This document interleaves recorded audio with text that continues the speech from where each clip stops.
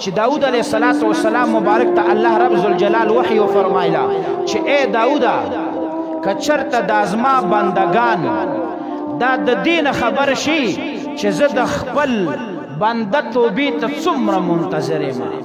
څومره په انتظار یم چې زما دا بنده به ما ته کله توبه وباسي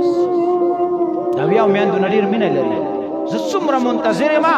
او دا زما بندگان صرف په دې خبره باندې آګاه شي او پوه شي زما د دې محبت او زما د دې شوق او زما د دې انتظار پته ولګېږي نو دوی به مړه شي او اندامونه به زما د محبت د وجې نه یو بل نه جدا شي او دا د هغه خلکو دپاره د ای داوده د هغه خلکو دپاره د هغه خلکو حال دی چې هغوی زما نه نافرمانه دي او په ګناهونو کې لاهو شوي دي د هغه خلکو په توبه او دغه باندې زه دومره خوشحالېږم او دومره منتظر یم او چې ما ته متوجه دي او زما 5 وخته مونځ کوي او بیا راشي ما ته توبه او استغفار وکړي چې د هغوی به څه حال چې کله انسان بنده ګناه وکړي ګناه نو دا اسمان دومره په جلال او په غضب کې راشي چې ډایرکټ د خپل رب په دربار کې درخواست